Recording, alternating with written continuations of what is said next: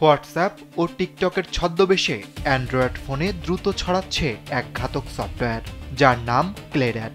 জনপ্রিয় অ্যাপের নকল সংস্করণ বানিয়ে ব্যবহারকারীদের প্রতারণার ফাঁদে ফেলে এই ম্যালওয়্যারটি ইনস্টল করায়। নিরাপত্তা গবেষকরা বলছেন, এটি শুধু নজরদারি নয়, একবার ঢুকলে নিজেরাই সংক্রমণের কেন্দ্রবিন্দুতে পরিণত হয় আক্রান্ত ফোনগুলো। মোবাইল সিকিউরিটি ফার্ম জিম্পেরিয়াম জানায়, এ সফটওয়্যারটি রাশিয়ার কিছু টেলিগ্রাম চ্যানেল ও ফিশিং ওয়েবসাইটের মাধ্যমে ছড়ানো হচ্ছে। আক্রমণকারীরা নকল ওয়েবসাইট তৈরি করে সেখানে ভুয়া ডাউনলোড লিঙ্ক শেয়ার করছে, যেখানে হোয়াটসঅ্যাপ, টিকটক কিংবা ইউটিউবের নকল সংস্করণ দেখানো হয়। কখনো ইউটিউব প্লাস নামের প্রিমিয়াম অ্যাপের ছদ্মনামও ব্যবহার করা হচ্ছে। ক্লেরাট সক্রিয় হলে আক্রান্ত ফোন থেকে এসএমএস, কল লগ, নোটিফিকেশন ও যন্ত্র সংক্রান্ত তথ্য গোপনে সংগ্রহ করতে পারে। এমনকি সামনের ক্যামেরা ব্যবহার করে ছবি তোলা, এসএমএস পাঠানো বা কল করাতেও সক্ষম এটি।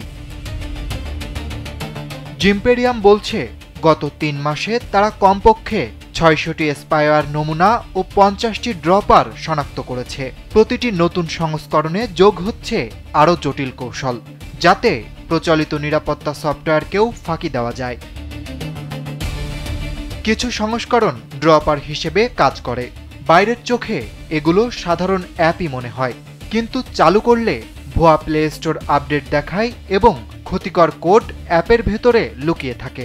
ইনস্টল হয়ে গেলে ক্লেরাট HTTP ব্যবহারে কন্ট্রোল সার্ভারের সঙ্গে যোগাযোগ করে এবং নিজেকে ফোনের ডিফল্ট SMS অ্যাপ হিসেবে সেট করে নেয়।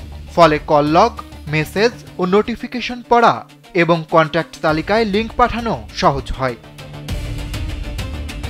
এক্ষেত্রে ব্যবহারকারীদের জন্য কিছু নির্দেশনা দিয়েছে সংস্থাটি। কেবলমাত্র অফিসিয়াল গুগল প্লে থেকে অ্যাপ ডাউনলোড করতে হবে। সেটিংসে গিয়ে ইনস্টল আননোন অ্যাপস অপশন বন্ধ করতে হবে।